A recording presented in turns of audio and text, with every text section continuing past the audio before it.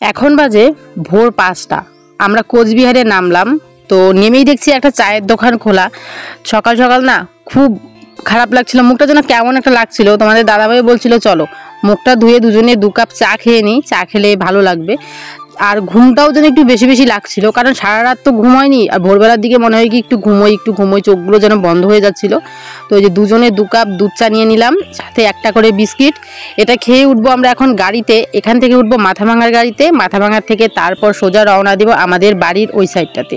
আর এখন না এখানে শুধু একটাই গাড়ি আছে, সাফারি গাড়িটাই আছে, আর সেরকম মাথাভাঙা যাওয়ার গাড়ি নেই এখনও। তো সেরকম ভোরবেলায় না 1টা 2টোর মতোই গাড়ি থাকে।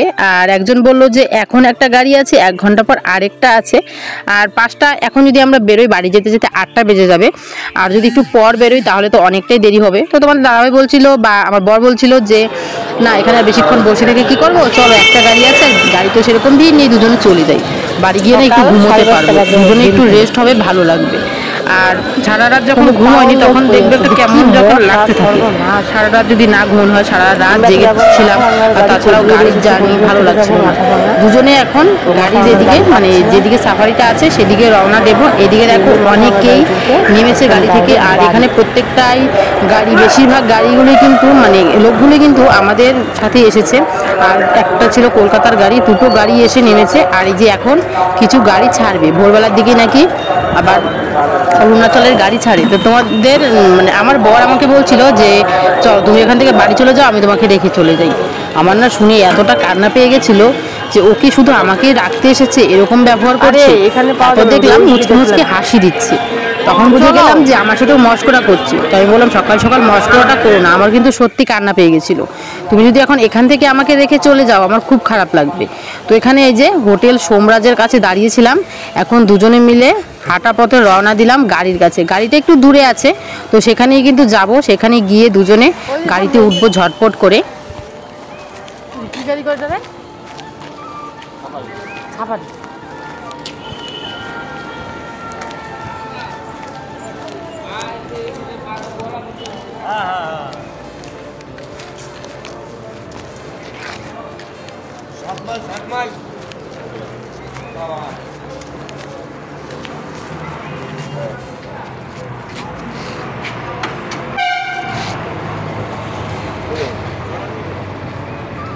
আরে হাই, সব জায়গাতে এত মশাকে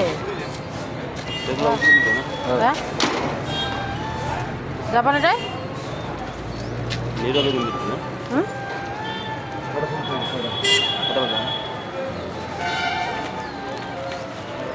5:33।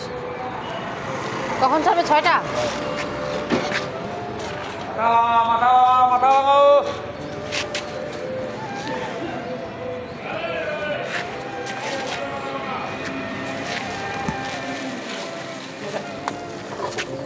আমি 5টার মধ্যে চলে যেতে হবে।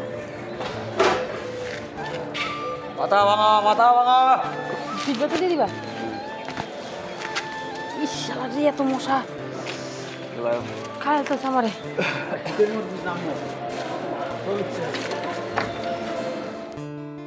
গাড়িতে উঠে বসে আছি, আর আমরা উঠেছি একদম সামনের দিকে, যেদিকে ড্রাইভার বসে সেই সাইডটাতে বসেছি। আমরা নামবো মাথাভাঙাতে, তো একদম পেছনের দিকে বসলে বা মাঝখানের দিকে বসলে কি হয়, একটু পর পর নামতে হয়। তো ও কিন্তু আমার সাথে বসেছিল, আমি ভিডিও করছিলাম, আর ওর প্রচুর ঘুম পেয়েছিল। গাড়িতে কিন্তু ঘুমিয়েছে, আবার যখন বলছি যে তুমি ঘুমিয়েছো তখন না একদম বলে না আমি ঘুমোইনি। এটা যে কেন করে, যখন ঘুমিয়ে ঘুমিয়ে নাক ডাকে, যদি আমি বলি তুমি না রাত্রে প্রচুর নাক ডেকেছো, তখন বলে হ্যাঁ মিথ্যা কথা, তুমি নাক ডেকেছো, এরকম করে। তো আমি যখন বলছিলাম তুমি কিন্তু গাড়িতে সেই ঘুমিয়েছো, এখন আমি ঘুমাইনি, আমার প্রচুর ঘুম পাচ্ছে, তখন বলে হ্যাঁ মিথ্যা কথা, আমি চোখ বন্ধ করে শুয়েছিলাম। এই কথা বলতে বলতে দুজনের মধ্যে একটু কথার মতো হলো, কাটাকাটি বলতে না, একটু মজা মস্করা হলো। তারপর এই যে গাড়ি এখন ছেড়ে দেবে, এখন দুজনে মিলে রওনা দেব বাড়ির দিকে। আর এখানে দেখছি অনেকেই সকালবেলায় পুরি তারপর ঘুগনি এসব খাচ্ছে, আমাকে বলছিল খাবে। আর সকাল সকাল না আমার সেরকম এগুলো খেতে ইচ্ছা করে না, আমার খুব চা খেতে ইচ্ছে করেছিল, সেটা খেয়ে নিয়েছি। আর সেরকম কিচ্ছু খাবো না। এখানে গাড়ির ড্রাইভারকে দাঁড় করিয়ে দুজন চলে গেছে খেতে। তো ওদের নাকি প্রচুর খিদে পেয়ে গেছিলো, তো ওরা যে এখানে খেতে গেছে ওদের জন্যই কিন্তু এখানে গাড়িটা দাঁড়িয়ে আছে। আর দেখো এখানে এত সকাল সকাল পুরি ঘুগনি এসব উঠে গেছে, কত সকাল সকাল এরা দোকানটা খুলেছে সত্যি মানে ভাবলেও যেন একটু অবাক লাগছে, এত সকাল সকাল দোকান খুলে ফেলেছে। আর এই কোচবিহারে আসার পরেই একটা জিনিস লক্ষ্য করছি যে এই সাইডটাতে এত মশার উৎপাত হয়েছে কি বলবো, প্রচুর মশা। এখানে আর বসে থাকতেই পাচ্ছি না, এত পরিমাণ মশা কামড়াচ্ছে। তো ড্রাইভার কাকুকে বললাম আর কতক্ষণ, তো বললো চলো এখন আর দাঁড়াবো না, ওরাও এসে গেছে। এখন এই যে বেরিয়ে পড়লো। আর যেতে যেতে দেখছি আমাদের রাজবাড়িটা মনে হয় কত দিন পর দেখছি, এতটা ভালো লাগছিল। আমাদের কোচবিহারের ঐতিহ্য, কোচবিহারের সবথেকে ভালো জায়গা কিন্তু আমাদের রাজবাড়িটাই। আর কারা কারা এই রাজবাড়িতে এসে ঘুরে গেছে অবশ্যই কিন্তু কমেন্টে জানিও। রাজবাড়িটা এখান থেকে ঠিক একটা দেখা গেল না, কিন্তু আমি ওই সাইডটা দিয়ে দেখেছি, মোবাইলটা দিয়ে ঠিকমতো তুলতে পারলাম না। এটা হচ্ছে রাজবাড়ির গেট। আর এখানেই তোমাদের দাদাভাইয়ের সাথে আমার প্রথম দেখা, এটাই আমার কাছে অনেক স্মৃতি। এখন সোজা রাজবাড়ি পার হয়ে সাগরদিঘি পার হয়ে চলে যাব ওইদিকে একদম বাড়ির সাইডে। তো এদিকে দেখছি সকাল সকাল এখন ঠিক 6টার মতো বাজে। আর এদিকে যে সূর্যিমামা এই মাত্র এদিকে উঠছে। আর সূর্যিমাকে দেখতে এত ভালো লাগছিল, এই নদীর সাইডটা দিয়ে একটু কুয়াশা কুয়াশা পড়ছিল, লাল রঙের সূর্যটা গোল করে উঠছিল, এতটাই ভালো লাগছিল কি বলবো, মনটা যেন একটা অন্য রকমই জায়গায় চলে গেছে, এতটাই সুন্দর লাগছিল। বারবার সূর্যটার দিকে তাকিয়েছিলাম। আর ও আমাকে বলছিল কি করছো ওই দিকে দেখে। আমি বললাম যে দেখো সূর্যটা এত ভালো লাগছে, আর নদীর সাইডটা থেকে আরও বেশি ভালো লাগছে। নিচ দিকে সূর্যটা এই যে জলের এখানে দেখা যাচ্ছে, উপর দিকে আবার দেখা যাচ্ছে, এই দৃশ্যটাই দারুণ লাগছে। গাড়িটা যদি থামতো না তাহলে অবশ্যই একটা ভিডিও করতাম, আরও সুন্দর করে একটা ফটো তুলে রাখতাম। কারণ এত সকালে সূর্য এই কোচবিহারে কিন্তু আমার প্রথম দেখা। বাড়ির দিকে দেখি কিন্তু এই যে এরকম গাড়িতে দেখা কিন্তু, আর এরকম কোচবিহারের সাইডটা এই যে তোরসা নদীটার এখানে দেখা আমার প্রথম। তো গাড়ি থেকে নামলাম, নেমে অটো নিলাম, অটো থেকে একদম এখন চৌপতির কাছে এসে আমি উঠলাম এখন টোটোতে। আর তখন ভিডিও করতে পারিনি, শরীরটা ভালো লাগছিল না, সারা রাতের জার্নি, ঘুম নেই কিছু নেই, ভালো লাগছিল না। তো এই যে এখন একদম সোজা বাড়িতে। আর এমন হয়েছে জানো, আমি ভেবেছিলাম বাড়িতে নেমে ভিডিওতে দেখাবো তোমাদের কাছে, মা বাবা আমাকে দেখে, বোন জেঠি ওরা দেখে কতটা খুশি, কিন্তু কোনো কিছুই হলো না। তার কারণ আমি জানি আমি ভিডিও চালু করেছি, তারপর দেখছি যে ভিডিওটাই চালু করিনি, শুধু মোবাইলটাকেই ধরে রেখেছিলাম। আর এই যে এখানে হচ্ছে আমাদের একটা মন্দির, কিছুদিন পর এখানে মন্দিরটার মধ্যে পুজো হবে, মাসাম মন্দিরটার এখানে যখন পুজো হয় না বিশাল বড় একটা মেলা হয়। আর এই রাস্তাটা যখন আমি গেছিলাম তখন ভালো ছিল, এখন আসার সময় দেখি রাস্তাটা পুরোটাই খারাপ হয়ে গেছে। আমাদের বাড়ির সামনের রাস্তাটা নাকি আবার ঠিক আছে। আর এই যে বাড়িতে এসে একটু খেলাম, খাওয়া দাওয়া করে এদিকে চান টান করে তাড়াতাড়ি ঠাকুরের এখানে চলে এলাম, আর একটা পুজোটা দিয়ে ঘুমাবো। আর বরকে বলছিলাম তুমিও একটু ঘুমিয়ে নাও, কিন্তু ও এখন বলছে যে ও এখন ঘুমাবে না, ওর নাকি ঘুমোতে ইচ্ছা করছে না। আমি বললাম থাকো তুমি, আমার যা ঘুম পেয়েছে আমি আর বসে থাকতেই পারবো না, এখানে প্রচুর ঘুম পেয়ে গেছে, সারাটা রাত ঘুম নেই। ও তো ঘুমিয়েছে তাই বুঝতে পারছে না, আর ও তো সকালবেলা ঘুম থেকে উঠতে চায় না। এখন যখন বাড়িতে এসেছে ও দেখবে 9টা 10টা 11টা বেজে যাবে তবুও ঘুম থেকে উঠবে না। আর আমরা মেয়েরা তো এতক্ষণ ঘুমিয়ে থাকতে পারি না।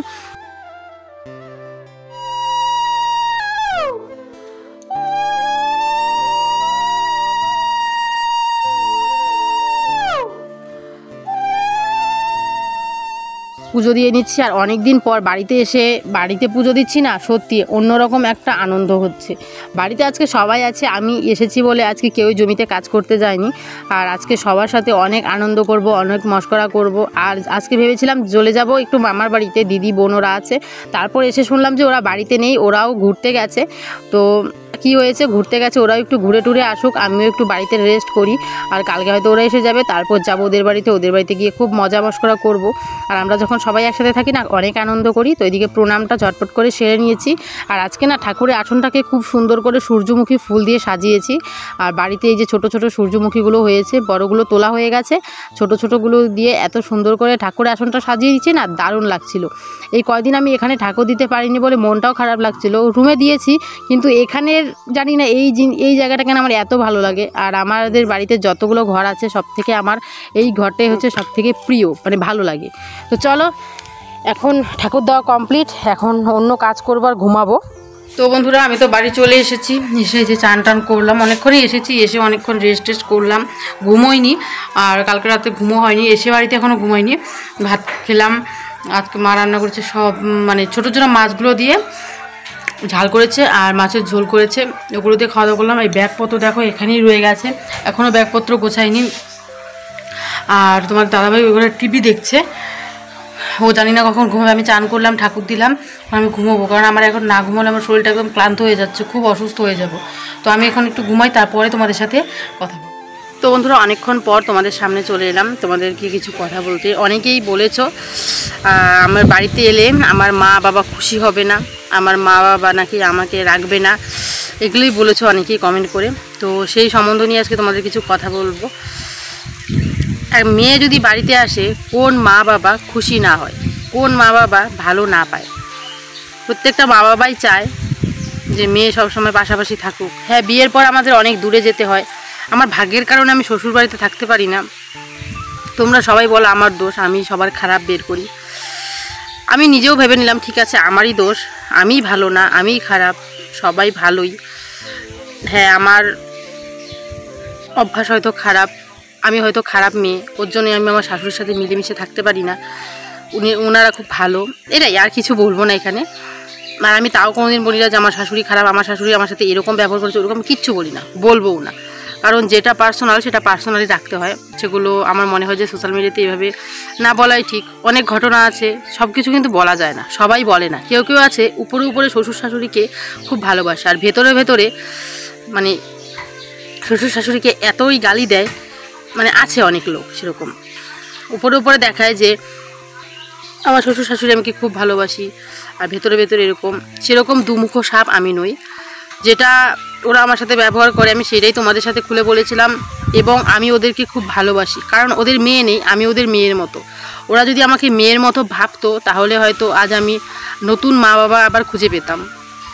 মেয়েদের কিন্তু মা বাবা দুটো, একটা নিজের মা বাবা, একটা শ্বশুর শাশুড়ি। শ্বশুর শাশুড়ি হলেও কিন্তু সেটা মা বাবা বলেই ডাকতে হয়, এটাই বলার। আর হ্যাঁ, আমি বাড়িতে এসেছি, আমার বাবা মা খুব খুশি, জানো, খুব খুব খুশি। তার কারণ আমাদের এখানে জমিতে এতই কাজ লেগেছে, একজন বাড়িতে লাগেই। তো আমি যে বাড়িতে কাজ করতে এসেছি সেটাও না, আমি এসেছি আমার পার্সোনাল দরকার আছে। হ্যাঁ, তোমরা বলছো অনেকেই মিথ্যা কথা, এটা সেটা অনেকেই বলছো, বলতেই পারো, কারণ তোমাদের হয়তো ভালো লাগে না। তাই আমি সবার উদ্দেশ্যে বলছি না, কিছু কিছু উদ্দেশ্যে বলছি। তোমার হয়তো ভালো লাগে না, তাও বলছো বর চলে গেলে বরের সাথে ফোন করে ঝগড়া করব, তাও বলছো বর চলে গেলে বরের নামে নিন্দা করব। কেন? বরটা আমার না তোমাদের? এটাই বলার, বরটা আমার না তোমাদের? বরটা তো আমার না, ওর সাথে তো সারা জীবন থাকতে হবে। বা আমি ওকে ছেড়ে দিয়ে অন্য পুরুষও ধরতে পারবো না, না। কারণ ভুল এক জীবনে একবার করেছি, একবারই ভুল করেছি, আর চাই এই ভুলটা নিয়ে সারা জীবন বেঁচে থাকতে। তো ঘরটা তো আমার, ওর নামে কেন আমি নিন্দা চর্চা করব? আজকে নিন্দা চর্চা করব, 1-2 বছর পর সেই কিন্তু সব থেকে আমার আপন হবে। যখন পৃথিবীতে আমার কেউ থাকবে না, তখন কিন্তু ওই আপন হবে। এখন হয়তো ভাবছি ও আমার সব, এটা সেটা। হ্যাঁ, ও আমার সব। আমার মা বাবার পরে যদি কেউ আমার জীবনে থাকে, সে হচ্ছে একমাত্র আমার বর। কি বলবো আর। তোমরা অনেকেই আমাকে তাও বলছো যে শুধু বর বর করো না, তোমার বর এত ভালো নয়। তোমরা কেউই সামনের থেকে দেখোনি তো, তাই হয়তো বলছো যে আমার বর এত ভালো নয়। আসল কথা, আমি ভালো নই, জানো, এটাই, আমি ভালো নই। আর হ্যাঁ, আমি নিজে তোমাদের সামনে ভালো হব, নিজে সৎ সাজবো, আর পেছন দিয়ে অন্যকে খারাপ বানাবো, সেরকম মেয়েও আমি নই। যেটা সত্যি সেটা তোমাদের বলি, যেটা সত্যি ঘটে সেটাই তোমাদের বলি। তো আমি আসাতে আমার মা বাবা সত্যি খুব খুশি। আমার মা বাবা আমাকে তাও বলেছে, আমার মা বাবা এটা আমাকে কোনোদিন বলে না তুই শ্বশুরবাড়ি যাস না। আমাকে এখনও বলে শ্বশুরবাড়ি যে গিয়ে থাক, কিন্তু যাদের বাড়ি গিয়ে থাকবো তারাই চায় না, তারাই কোনোদিন আমাকে বলে না মুখ ফুটে যে এসে আমাদের এখানে থাকো, বা সেখানে গেলে আছে যে একটা ব্যাপার কথা বলা, কোনো কিছুই না। যে একটা মানুষ আমি বাড়িতে আছি সেরকম তারা ভাবেই না, একটা বন মানুষের মতো পড়ে থাকি বাড়িটার মধ্যে। তো সেই ঘটনাগুলো আর তুলবো না তোমাদের সামনে। সেই ঘটনা বললে অনেক অনেক কিছু বলতে হয়, তো এইসব না বলাই ঠিক আছে, ভাগ্য, সব কিছুই ভাগ্য। তাই বলছি যে আমার শ্বশুর শাশুড়িকে আমি ফেলে দেবো সেটাও না, আমি ওদেরকে খুব ভালোবাসি। ওরা কোনোদিন যদি বিপদে পড়ে সবার প্রথমে আমি ঝাঁপিয়ে পড়বো, কারণ ওদের মেয়ে আমি না। আর বউ বলতে বাড়িতে একমাত্র আমি দাদাকে বলছি, আমার ভাসুরকে বলছি বারবার যে দাদা তুমি বিয়ে করো, বাড়িতে যখন আরেকজন আমার সাথী হয়ে যাবে তখন ওই বাড়িতে গিয়ে থাকতে কিন্তু আমার খুব ভালো লাগবে। তখন আমার পার্সোনাল সাথী থাকবে, একটা সব কিছুই কিন্তু মানে একা একা ভালো লাগে না, দেখবে সে থাকবে, তার সাথে বসে আড্ডা দেবো, মজা মস্করা, এটা সেটা নিয়ে কিন্তু আমাদের দিন কেটে যাবে। তো ভাসুর যদি 1-1.5 বছর আমি যদি বিয়ে করে নেয়, তো আমার তো শ্বশুরবাড়িতে সেটেল হয়ে নিতে হবে। এখন আপাতত ফ্রি আছি, ফ্রিতে ঘুরে নেই যতদূর ঘুরতে পারি। আর যদি তোমাদের ভালোবাসায় তোমাদের আশীর্বাদে কোনো রকম কোনো কাজ জোগাড় করতে পারি, যেটার আশায় আছি জোগাড় করতে পারি, তাহলে হয়তো একটু ভালো খেতে পারবো, ভালো চলতে পারবো। কারণ তোমাদের ভালোবাসা তোমাদের আশীর্বাদ না হলে কিন্তু কিছুই হবে না। আর ইউটিউব থেকে যতটুকুই কামাই করি না কেন, সেটা কিন্তু দিয়ে কিন্তু চলে না। মানে ইউটিউব কতদিন, এটাই আমার কাছে বলার যে ইউটিউব কতদিন, আজ হচ্ছে কাল নেই। সোশ্যাল মিডিয়া আজ হয়তো ভিডিও ভালো যাচ্ছে, কাল হয়তো নাও যেতে পারে, কাল হয়তো ইনকাম নাও হতে পারে। তো এটা নিয়ে পড়ে থাকতে আমি চাই না। হ্যাঁ, এটাকে আমি ভালোবাসি, যতদিন আছি ইউটিউব যতদিন আছে আমি ওর পেছনে পড়েই থাকবো। মানে আছি, ভিডিও দিতে হয় দিচ্ছি, ভালো লাগে আমার কাছে। ইউটিউব প্ল্যাটফর্মটা আমার কাছে এতটাই আপন, খুব ভালো লাগে আমার কাছে। মানে আগে কিছুই বুঝতাম না, এখন যাও একটু বুঝি, ভালো লাগে আমার কাছে। জানি না এটাও কেন আমার জীবনের একটা সঙ্গী হয়ে উঠেছে, একটা অভ্যাস হয়ে উঠেছে। তো এটাও কিন্তু আমার কাছে সবথেকে প্রিয় জিনিস বলতে গেলে। একদিন ভিডিও না দিলে একটা যেন কেমন মনে হয়, যেন আজকে কী একটা করিনি, একটা অসহায় ভাব লাগতে থাকে। তো ইউটিউব দিয়ে শুধু সংসার চলবে না, পাশাপাশি কিছু করতে হয়। আর জীবনে যে একমাত্র তোমাদের দাদা ভাইয়ের মুখ চেয়ে বসে থাকবো বা আমার বরের মুখ চেয়ে বসে থাকবো সেটাও কথা না। ও ছেলে মানুষ, ওরও তো সেরকম একটা বয়স হয়নি। আর ওর উপরে যে আমি পুরো সংসারের দায়িত্বটা তুলে দেবো বা পুরোটাই বলবো তুমি সামলাও, সেটাও না। কারণ আমি একজন লেখাপড়া জানা মেয়ে, অবশ্যই আমি মূর্খ নই না। তো যারা মূর্খ তারা হয়তো বলবে যে মানে এইসব মেয়েদের কাজ করতে নেই। তোমার দাদাভাই আগে আমাকে বলতো তোমার কোনো কাজ করতে হবে না, এখন পরিস্থিতির শিকারে ও আমাকে বলছে না, তুমি যদি সত্যি কোনো কাজ করতে চাও করতে পারো। আর সব কিছু সামলেই কিন্তু মেয়েদের একটা কাজ করতে হয়। আর আমরা অন্য জায়গায় গিয়ে কোনো কাজ করতে পারবো না। আর তোমরা আমাকে অনেকেই বলেছো যে তুমি সেখানে কাজ করতে পারতে, অরুণাচলে কাজ করতে পারতাম, কিন্তু মানে সহজ হতো না, সেটা অনেকটাই কঠিন হতো রাস্তা। এখানে যেটা করব সেটা আমি 60টা মানুষকে চিনবো, 10টা মানুষের সাথে পরিচয় হবে, সবাই বাঙালি থাকবে, ওর বিপদে সাহায্য করব। সেখানে কেউ কাউকে সাহায্য করবে না। সেটা এমনই জায়গা, যারা যাওনি তারা হয়তো বুঝবে না গো। কারণ তোমরা হয়তো 4 দেওয়ালের মধ্যে এমনভাবে আটকে গেছো যে তোমরা হয়তো ভাবছো যে আমিও যে 4 দেওয়ালে ছিলাম সেটা হয়তো খুব সেফ জায়গা ছিল। সেফ না, আমি যে সেখান থেকে ঘুরে আসতে পেরেছি এটাই আমার কাছে অনেক ব্যাপার, এটাই আমার কাছে অনেক সত্যি। আমি সেখান থেকে ঘুরে আসতে পেরেছি, আমি ভালো আছি। আমি সত্যি কথা বলতে গেলে সতীত্ব নিয়ে বাড়িতে ফিরেছি, এটাই সবচেয়ে ভালো। অনেক জায়গায় দেখেছি জানো, তারা নষ্ট হয়ে গেছে। অনেক আমার পরিচিত লোক তারা নষ্ট হয়ে গেছে। তারাও আমাকে নষ্ট করার জন্য অনেক রকম কথা বলেছে, অনেক কথা বলেছে। এমনও বলেছে যে তুই এখানে যা খুশি কর, বাড়িতে কেউ বুঝতে পারবে না। যা খুশি বলতে এমন কিছু কথা বলেছে যেগুলো হয়তো এখানে আমি বললে তোমরাও খারাপ পাবে। আমি সেরকম মেয়ে নই গো। আমি বরকে রেখে পরপুরুষের সাথে কোনো সম্পর্ক ঢলাঢুলি এসব তো আমার একদমই পছন্দ না। এই জিনিসটা আমি সহ্য করতে পারি না, আমার ভালোও লাগে না। তো অনেক কষ্ট করে সেখান থেকে এসেছি, অনেক কষ্ট করেছি সেখানে গিয়ে কয়েকদিন, আর অনেক বিপদের মুখী হয়েছি। হ্যাঁ, আমি সেখানে ভয়কে জয় করতে পারতাম, কিন্তু অনেকটা সময় লাগতো। ভয়কে জয় করতে করতে কখনো কখনো আমি নিজেকেই হারিয়ে ফেলতাম, নিজে ডিপ্রেশনে চলে যাচ্ছিলাম, এতটাই খারাপ লাগছিল। গ্রামে থাকি, শুদ্ধ বাতাস পাই, এটাই হয়তো আমার কাছে সব। হ্যাঁ, আমি গ্রাম ভালোবাসি। হ্যাঁ, আমি গায়ের মেয়ে, তো আমি গেয়েও। আমি মূর্খ, যা খুশি যেই বলো। আমি আমার গ্রামে ফিরে এসেছি। হ্যাঁ, আমার খুব ইচ্ছে ছিল বরের সাথে গিয়ে থাকবো, এটা সেটা ভেবেছিলাম। হয়তো বিদেশ, 4 দেওয়ালের মধ্যে থাকবো, পাশাপাশি হয়তো লোকজন থাকবে, কথা বলতে পারবো, এটা সেটা। কিন্তু পাশাপাশি লোকজন যে এরকমও হয় আমি জানতাম না। অনেকেই আমাকে আগে সাবধান করেছিল যে যাবি একটু সাবধান। আমি তখন তাদের কথাগুলো শুনেছিলাম, তারপর গিয়ে তখন দেখলাম যে তাদের কথার মতোই সব কিছু পরিস্থিতি। তখন বুঝলাম যে না, এখানে আমার মতো মেয়ে কোনো দিন থাকতে পারবে না। যারা মানে বেচাল মেয়ে বলে যেগুলো ছোটোর থেকে তেল করে অভ্যাস আছে। মানে ছোটোর থেকে দেখবে কতগুলো মেয়ে থাকে না, ছেলে পছন্দ করে বেশি, ছেলেদের সাথে ঢলাঢলি পছন্দ করে, এসব মেয়েরা সেখানে গিয়ে থাকতে পারবে। আমার মতো মেয়ে পারবে না। কারণ আমি যখন মেয়ে ছিলাম তখন থেকেও আমার এই জিনিসগুলো ভালো লাগতো না, যে একটা না 10টা ছেলের সাথে কথা বলবো, সেরকমও ভালো লাগতো না। প্রেম করতাম, প্রেম করেছি প্রায় 6 বছর, 6 বছরের না 5 বছর, 6 বছর হয়নি তখনও, 5.5 বছরের মতো একজনকেই ভালোবেসেছি। এই 5.5 বছরের মধ্যে দেখা করেছি 3 দিন। 5.5 বছর প্রেম করে দেখা করেছি মাত্র 3 দিন। অন্য সব মেয়ে, অন্য সব ছেলে হলে জানি না কত ঘটনা ঘটাতো, কতবার দেখা করতো, সেটা ঠিক নেই। আর আমার ওর সঙ্গে দেখা করার একটাই ইচ্ছে, ওকে দেখতাম মন ভরে, এটাই। অনেকেই দেখবে দেখা করতে গিয়ে অনেক রকম আছে, অনেক রকম ব্যাপার, আমাদের মধ্যে কিছুই নেই, কিছুই মানে বিয়ের আগে আমাদের মধ্যে সেরকম কোনোই কিছুই হয়ে উঠেনি, এটাই বলার ছিল।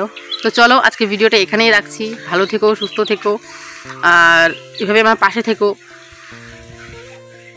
আমি ভুল করি অনেক জায়গায়, তোমরা আমাকে ভালোবাসা দাও, তোমরা আমাকে সাপোর্ট করো, নিজের ভুলগুলোকে শুধরে নেবার চেষ্টা করি। ভুল মানুষ মাত্রই হয়, ভুল মানুষ মাত্রই করে, অনেকেই গালিগালাজ করো, সেগুলোকে আমি তোমাদের ভালোবাসার মতো মানে ভাবি যে হ্যাঁ তোমাদের ভালোবাসা, সেটা সেরকমভাবেই গ্রহণ করে নিই, সেটাই ভালো লাগে আমার কাছে। হ্যাঁ তোমরা আমাকে গালিগালাজ করতেও পারো, কারণ অনেকেই আমার থেকে বড় আছো, অনেকেই আমার থেকে অনেক বোঝো, অবশ্যই অনেকেই আমার থেকে গুরুজন, তো তাই অবশ্যই বলতে পারো। সবসময় যে আমি ঠিক তাও তো ঠিক না, না সবসময় আমি যে ঠিক থাকবো সেটাও কিন্তু ঠিক না। তো চলো ভিডিওটা এখানেই রাখছি, ভালো থেকো, সুস্থ থেকো, কালকে নতুন ভিডিও নিয়ে তাড়াতাড়ি চলে আসবো। হ্যাঁ লাস্ট পর্যন্ত বলছি আমার মা বাবা কিন্তু খুব খুশি আমি এখানে আসাতে। তো চলো টাটা।